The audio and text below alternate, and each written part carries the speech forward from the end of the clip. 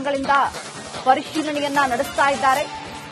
ಇನ್ನ ಕ್ಯಾಬಿನೆಟ್ ಸಭೆಯಲ್ಲೂ ಕೂಡ ಇಡಿ ದಾಳಿಯ ಬಗ್ಗೆ ಚರ್ಚೆ ಆಗಿದೆ. ಇಡಿ ದಾಳಿ ಬಗ್ಗೆ ಮಾಹಿತಿಯನ್ನ ನೀಡಿದ್ದಾರೆ ಪರಮೇಶ್ವರ್. ಇಡಿ ದಾಳಿಯ ವೇಳೆ ಏನೂ ಸಿಕ್ಕಿಲ್ಲ ಅಂತ ಹೇಳಿ ಮಾಹಿತಿಯನ್ನ ಕೊಟ್ಟಿದ್ದಾರೆ. ಅವರಿಗೆ ಉಪಯೋಗವಾಗುವ ಯಾವುದೇ ದಾಖಲೆ ಸಿಕ್ಕಿಲ್ಲ ಅನ್ನುವುದನ್ನ ಸ್ಪಷ್ಟಪಡಿಸಿದ್ದಾರೆ ಪರಮೇಶ್ವರ್. ಸಿಎಂ ಸೇರಿ ಎಲ್ಲಾ ಸಚಿವರಿಗೂ ಕೂಡ ಪರಮೇಶ್ವರ್ ಇದರ ಕುರಿತಾಗಿ ವಿವರಣೆಯನ್ನ ಕೊಟ್ಟಿದ್ದಾರೆ. ನಿಮ್ಮ ಜೊತೆ ನಾವಿದ್ದೇವೆ ಅಂತ ಹೇಳಿ ಇಡೀ ಸರ್ಕಾರ ಅವರಿಗೆ ಭರವಸೆಯನ್ನ ಕೂಡ ಕೊಟ್ಟಿದೆ. ಕ್ಯಾಬಿನೆಟ್ ಸಭೆಯಲ್ಲೂ ಕೂಡ ಇಡೀ ದಾಳಿಯ ಕುರಿತಾಗಿ ಒಂದಷ್ಟು ವಿವರಣೆಯನ್ನ ಕೊಟ್ಟಿದ್ದಾರೆ, ಸಮರ್ಥನೆಯನ್ನ ಕೂಡ ಮಾಡಿಕೊಂಡಿದ್ದಾರೆ. ನೋಡಿ, ದೃಶ್ಯಗಳಲ್ಲಿ ಗಮನಿಸ್ತಾ ಇದ್ದೀವಿ.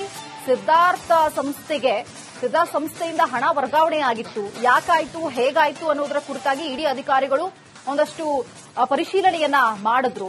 ಇನ್ನ ಇಬ್ರು ಒಟ್ಟಿಗೆ ನಿಂತಿರುವಂತಹ ಫೋಟೋವನ್ನ ಕೂಡ ಗಮನಿಸಿದ್ವಿ. ಈಗ ಇದು ಸರ್ಕಾರದ ಮೇಲೆ ಒಂದಷ್ಟು ಪ್ರಭಾವವನ್ನ ಬೀರಬಹುದು. ಯಾಕಂದ್ರೆ ಗೋಲ್ಡ್ ಸ್ಮಗ್ಲಿಂಗ್ ಕೇಸ್ನಲ್ಲಿ ಇದು ಎಷ್ಟು ದೊಡ್ಡ ಚರ್ಚೆ ಆಯಿತು ಅನ್ನೋದು ಎಲ್ಲರಿಗೂ ಗೊತ್ತಿರುವಂತಹ ವಿಚಾರ.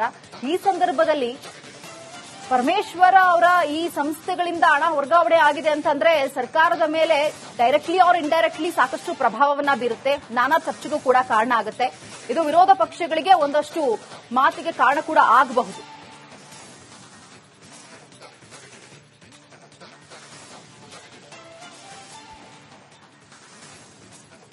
ಇದ್ರ ಬಗ್ಗೆ ಮತ್ತಷ್ಟು ಮಾಹಿತಿಯನ್ನು ಕೊಡ್ತಾರೆ ನಮ್ಮ ಪ್ರತಿನಿಧಿ ಬಸವರಾಜ್. ಲೈವ್ ಅಲ್ಲಿ ಜಾಯ್ನ್ ಆಗಿದ್ದಾರೆ, ಮತ್ತೆ ಮಾದೇಶ್ ಕೂಡ ಲೈವ್ ಅಲ್ಲಿ ಜಾಯ್ನ್ ಆಗಿದ್ದಾರೆ. ಬಸವರಾಜ್, ನಿಮಗೆ ಮೊದಲನೇ ಪ್ರಶ್ನೆ, ಯಾಕಂದ್ರೆ ಈಗ ರನ್ಯಾ ರಾವ್ ಅವರ ವಿಚಾರಕ್ಕೆ ಸಂಬಂಧಪಟ್ಟಂತೆ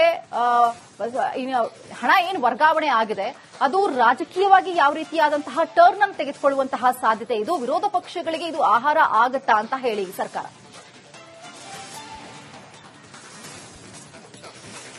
ಖಂಡಿತ ಮಾನಸ, ಕಳೆದ ಏನು ಈ ಪ್ರಕರಣ ಬಂತು ಬೆಳಕಿಗೆ ಬಂದಾಗ ಆ ಇಬ್ಬರು ಪ್ರಭಾವಿ ಸಚಿವರ ಹೆಸರು ಕೂಡ ತಳಕ್ ಹಾಕೊಂಡಿತ್ತು. ಆದ್ರೆ ಯಾರು ಅನ್ನುವಂಥದ್ದು ಸ್ಪಷ್ಟನೆ ಸಿಕ್ಕಿರಲಿಲ್ಲ.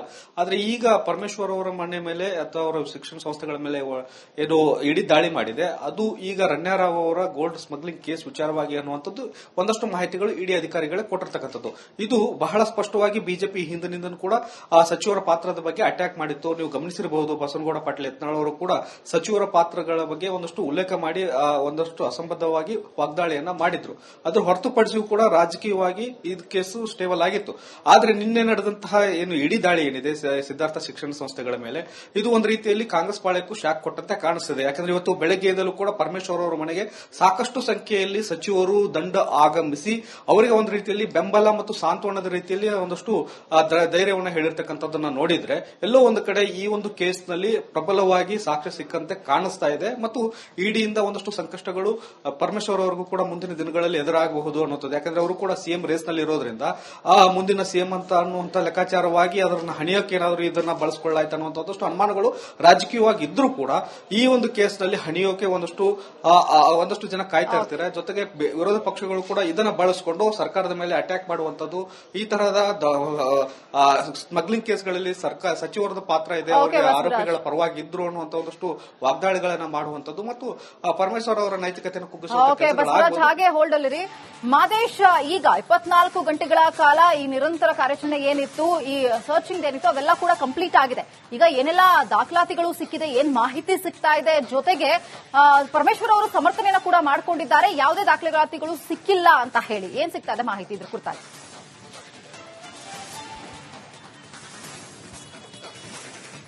ಮಾನಸ, ಈಗಾಗಲೇ ಗೋಲ್ಡ್ ಸ್ಮಗ್ಲಿಂಗ್ ಕೇಸ್ನಲ್ಲಿ ಗೃಹ ಸಚಿವ ಜಿ ಪರಮೇಶ್ವರ್ ಅವರಿಗೆ ಸಂಬಂಧಪಟ್ಟಂತೆ ಇವರು ಮತ್ತೆ ಆ ಒಂದು ಕೇಸ್ನ ಆರೋಪಿತೆ ಅಕೌಂಟ್ಗೆ ಒಂದಷ್ಟು ಹಣದ ವ್ಯವಹಾರ ಆಗಿದೆ ಅನ್ನುವಂಥದ್ದು ಮೇಲ್ನೋಟಕ್ಕೆ ಗೊತ್ತಾಗಿತ್ತು. ಆ ಒಂದು ವಿಚಾರದ ಹಿನ್ನೆಲೆ, ಆ ಒಂದು ಮಾಹಿತಿ ಹಿನ್ನೆಲೆ ಗೃಹ ಸಚಿವರಿಗೆ ಸೇರಿದಂತಹ ಶಿಕ್ಷಣ ಸಂಸ್ಥೆಗಳ ಕಚೇರಿಗಳ ಮೇಲೆ ದಾಳಿ ನಡೆಸಿ ಇಡಿ ಅಧಿಕಾರಿಗಳು ಪರಿಶೀಲನೆ ಮಾಡುವಂತ ಕೆಲಸವನ್ನು ಮಾಡಿದ್ರು. ಈ ವೇಳೆ ಸಾಕಷ್ಟು ಅಂಶಗಳನ್ನ, ಅಲ್ಲಿ ವಿಚಾರಗಳನ್ನ, ಮಾಹಿತಿಯನ್ನ ಕಲೆ ಹಾಕುವಂತ ಕೆಲಸವನ್ನ ಇಡಿ ಅಧಿಕಾರಿಗಳು ಮಾಡಿದ್ದಾರೆ. ನಿನ್ನೆಯಿಂದಲೂ ಕೂಡ 3 ಶಿಕ್ಷಣ ಸಂಸ್ಥೆಗಳಲ್ಲಿ, ಅಂದ್ರೆ ತುಮಕೂರಿನಲ್ಲಿರುವಂತಹ ಜಿ ಪರಮೇಶ್ವರ್ ಅವರಿಗೆ ಸೇರಿದಂತಹ 3 ಶಿಕ್ಷಣ ಸಂಸ್ಥೆಗಳಲ್ಲಿ ದಾಳಿ ನಡೆಸಿ ಇಡಿ ಅಧಿಕಾರಿಗಳು ತನಿಖೆಯನ್ನ ಮಾಡಿದ್ರು. ಸುಮಾರು 27 ಗಂಟೆಗಳ ಕಾಲ ದಾಖಲೆಗಳನ್ನ ಪರಿಶೀಲನೆ ಮಾಡಿದ್ದಾರೆ. ಅವರಿಗೆ 45 ಲಕ್ಷ ರನ್ಯ ಅಕೌಂಟ್ಗೆ ಈ ಒಂದು ಶಿಕ್ಷಣ ಸಂಸ್ಥೆಯಿಂದ ಹಣ ವರ್ಗಾವಣೆ ಆಗಿದೆ ಅನ್ನುವಂತ ಮಾಹಿತಿ ಆಧರಿಸಿ ದಾಳಿ ನಡೆಸಿದ್ರು. ಆ ಒಂದು ವಿಚಾರಕ್ಕೆ ಸಂಬಂಧಪಟ್ಟಂತೆ ಆ ಒಂದು ಡೇಟ್ ಗಳನ್ನ ಇಟ್ಕೊಂಡು ಅಲ್ಲಿದ್ದಂತಹ ಸಿಬ್ಬಂದಿ ಮತ್ತು ಅಧಿಕಾರಿಗಳನ್ನ ವಿಚಾರಣೆ ಮಾಡುವಂತ ಕೆಲಸವನ್ನು ಮಾಡಿದ್ದಾರೆ. ಜೊತೆಗೆ ಆ ಒಂದು ಸಂದರ್ಭದಲ್ಲಿ ನಡೆದಿರುವಂತಹ ಟ್ರಾನ್ಸಾಕ್ಷನ್ ಗೆ ಸಂಬಂಧಪಟ್ಟಂತೆ ಬ್ಯಾಂಕ್ ಸ್ಟೇಟ್ಮೆಂಟ್ ಗಳನ್ನು ಕೂಡ ಇಡಿ ಅಧಿಕಾರಿಗಳು ಕೇಳಿ ಅದರಿಂದ ಮಾಹಿತಿಯನ್ನು ಕಲೆ ಹಾಕಿದ್ದಾರೆ. ಜೊತೆಗೆ ಬೇರೆ ಬೇರೆ ಸಂದರ್ಭದಲ್ಲೂ ಕೂಡ ಇವರಿಗೆ ಹಣದ ವ್ಯವಹಾರ ನಡೆದಿದೆಯಾ ಅನ್ನೋದಕ್ಕೆ ಸಂಬಂಧಪಟ್ಟಂತೆ ಒಂದಷ್ಟು ಮಾಹಿತಿಯನ್ನ ಕಲೆ ಹಾಕ್ತಿದ್ದಾರೆ. ಸದ್ಯಕ್ಕೆ ಅವರಿಂದ ಒಂದಷ್ಟು ಮಾಹಿತಿಗಳನ್ನ ಅಂದ್ರೆ ಬ್ಯಾಂಕ್ ಸ್ಟೇಟ್ಮೆಂಟ್ ಆಗಿರ್ಬೋದು, ಬೇರೆ ಬೇರೆ ಡೀಟೇಲ್ಸ್ ಗಳನ್ನ ವಶಪಡೆದು ಅಧಿಕಾರಿಗಳು ಹೋಗಿದ್ದಾರೆ. ಮುಂದಿನ ಹಂತದಲ್ಲಿ ಅವುಗಳಲ್ಲಿ ಕಂಡುಬಂತಹ ಅಂಶಗಳನ್ನ ಇಟ್ಟು ಮುಂದಿನ ತನಿಖೆಯನ್ನ ನಡೆಸಲಾಗುತ್ತೆ. ಮಾನಸ. ಓಕೆ, ಥ್ಯಾಂಕ್ ಯು ಮಹೇಶ್, ನಿಮ್ಮೆಲ್ಲ ಡೀಟೇಲ್ಸ್.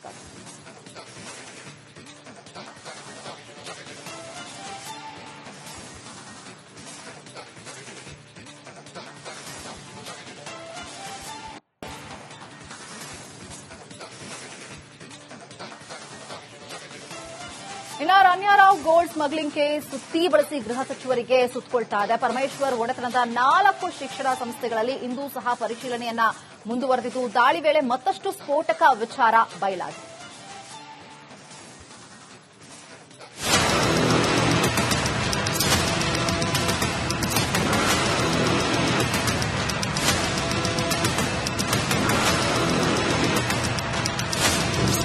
ಗೋಲ್ಡ್ ಕೇಸ್ನಲ್ಲಿ ಸಿಕ್ಕಿ ಬೀಳ್ತಾರ ಪರಮೇಶ್ವರ್. ಚಿನ್ನ ಕಳ್ಳಿಗಿದ್ದಿಯ ಆಗ್ರಹ ಸಚಿವರ ನಂಟು. ಮೈತುಂಬಾ ಬಂಗಾರದ ಒಡವೆಗಳನ್ನು ಹಾಕಿಕೊಂಡು ವಯ್ಯಾರ ತೋರ್ತಿದ್ದಾಳಲ್ಲ, ಈಕೆನೇ ರನ್ಯಾ ರಾವ್. ಕನ್ನಡದ 4-5 ಸಿನಿಮಾಗಳಲ್ಲಿ ಮಿಂಚಿ ಮರೆಯಾದ ಈ ನಟಿ ಮತ್ತೆ ಸುದ್ದಿಗೆ ಬಂದಿದೆ ದುಬೈನಿಂದ ಗೋಲ್ಡ್ ಸ್ಮಗ್ಲಿಂಗ್ ಮಾಡಿ ತಗಲಾಕೊಂಡ ಮೇಲೆ. ಎಷ್ಟು ದಿನ ತೆರೆಮರೆಯಲ್ಲಿದ್ದ ಚಿನ್ನ ಕಳ್ಳ ಸಾಗಾಣಿಕೆ ಪ್ರಕರಣ ಗೃಹ ಸಚಿವರ ಶಿಕ್ಷಣ ಸಂಸ್ಥೆಗಳ ಮೇಲೆ ಇಡಿ ಅಧಿಕಾರಿಗಳ ದಾಳಿ ಬಳಿಕ ಮತ್ತೆ ಮೈಲೇಜ್ ಪಡೆದುಕೊಂಡಿದೆ.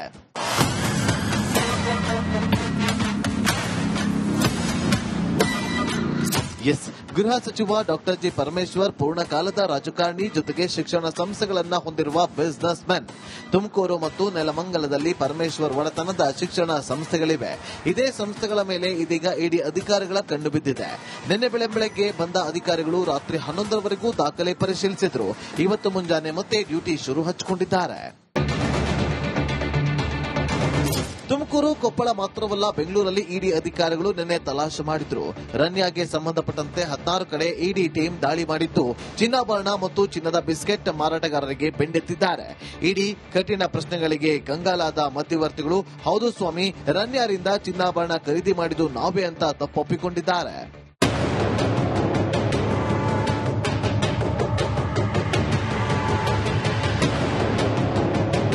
ಪರಮೇಶ್ವರ್ ಒಡೆತನ ಶಿಕ್ಷಣ ಸಂಸ್ಥೆಗಳಿಗೆ ರನ್ಯಾ ಅಕೌಂಟ್ಗೆ 45 ಲಕ್ಷ ಹಣ ವರ್ಗಾವಣೆಯಾಗಿದೆ.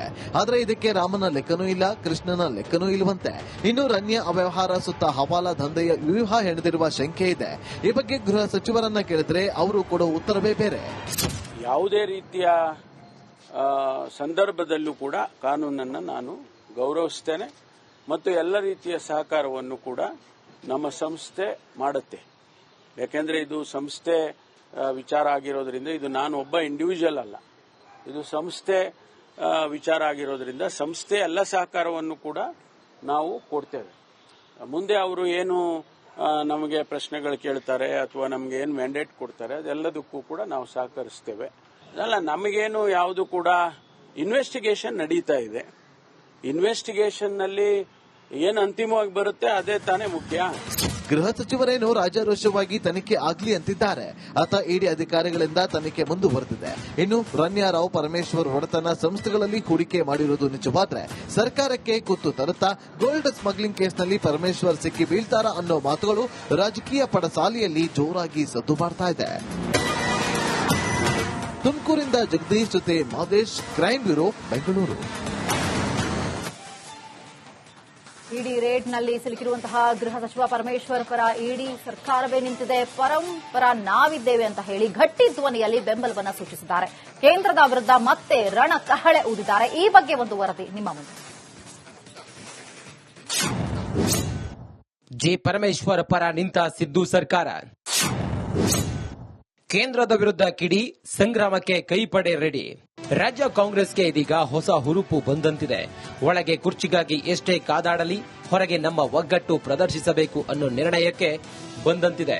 ಮೂಡಾ ಕೇಸ್ನಲ್ಲಿ ಸಿಎಂ ಸಿದ್ದರಾಮಯ್ಯ ಪರ ನಿಂತ ಇಡೀ ಸಂಪುಟ ಸಚಿವರು ಇದೀಗ ಗೃಹ ಸಚಿವ ಪರಮೇಶ್ವರ್ ಬೆನ್ನಿಗೆ ನಿಂತಿದ್ದಾರೆ. ಈ ಬಾರಿಯೂ ಡಿಸಿಎಂ ಡಿಕೆ ಶಿವಕುಮಾರ್ ಇದರ ಮುಂದಾಳತ್ವ ವಹಿಸಿದ್ದಾರೆ.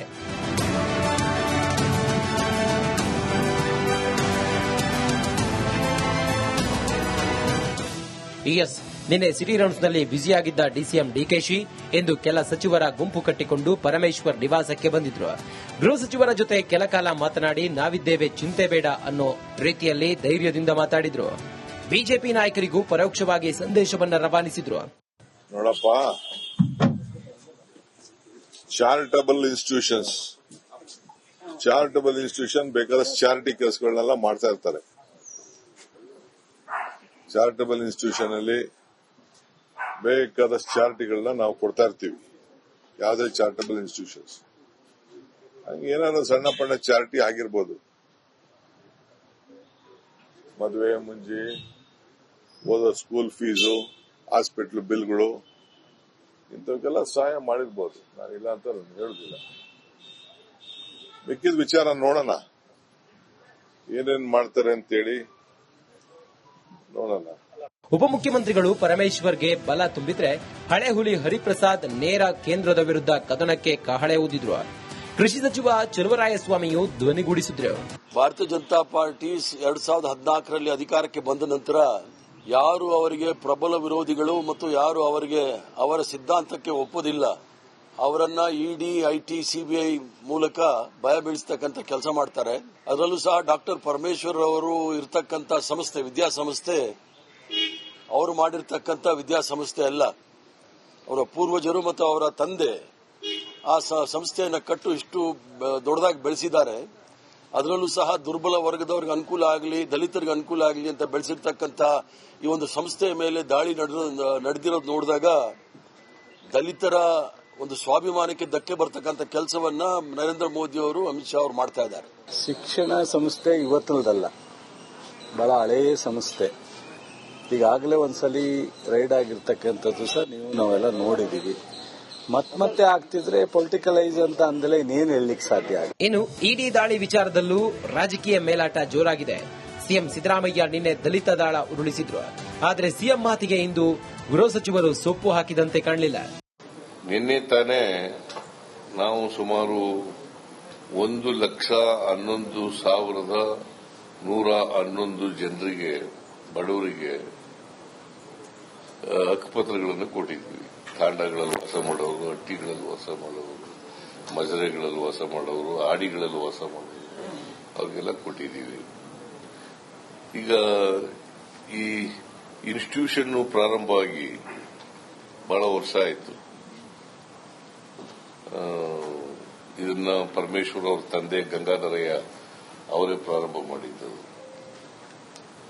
ಪರಮೇಶ್ವರ್ ಅವರು ಗೃಹ ಮಂತ್ರಿಗಳು. ಅವರು ಒಬ್ಬ ದಲಿತ ನಾಯಕರು, ಕರ್ನಾಟಕದಲ್ಲಿ ಪ್ರಮುಖ ನಾಯಕರು. ಅವ್ರ ಮೇಲೆ ನನಗೆ ಅನ್ಸುತ್ತೆ ಸೇಡನ್ ರಾಜಕೀಯ ಮಾಡಿದ್ದಾರೆ ಅಂತ ಅನ್ಸುತ್ತೆ. ಇಲ್ಲಪ್ಪ, ನನಗದು ಗೊತ್ತಿಲ್ಲ. ಅದು ನಾನೀಗ ಈ ಸಂದರ್ಭದಲ್ಲಿ ಅವೆಲ್ಲ ಹೇಳಕ್ ಹೋಗೋದಿಲ್ಲ. ಯಾಕಂದ್ರೆ ಅವರೇನು ಜಾತಿ ನೋಡ್ಕೊಂಡು ಬರ್ತಾರ ಅಂತ ಒಂದು ಪ್ರಶ್ನೆ ಬರುತ್ತೆ. ಅದೆಲ್ಲ ಏನು ನಾನು ಅದನ್ನ ಹೇಳಕ್ ಹೋಗೋದಿಲ್ಲ. ಅವ್ರು ಹೇಳಿದ್ರೆ ಅದು ಅವ್ರು ಯಾವ ಅರ್ಥದಲ್ಲಿ ಹೇಳಿದಾರೋ ಗೊತ್ತಿಲ್ಲ ನನಗೆ.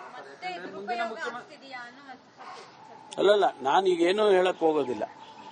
I will not be able to say anything. Siddhartha ಶಿಕ್ಷಣ ಸಂಸ್ಥೆಗಳ ಮೇಲೆ ನಡೆದ ಇಡಿ ದಾಳಿ ರಾಜ್ಯ ರಾಜಕೀಯದಲ್ಲೂ ಹಲ್ಚಲ್ ಎಬ್ಬಿಸಿದೆ. ಬಿಜೆಪಿಗಿಂತಲೂ ಮೊದಲೇ ಈ ಬಾರಿ ಕಾಂಗ್ರೆಸ್ ಕದನಕ್ಕೆ ಸಜ್ಜಾಗಿ ನಿಂತಿರುವಂತೆ ಕಾಣುತ್ತಿದೆ. Political bureau, republic Kannada.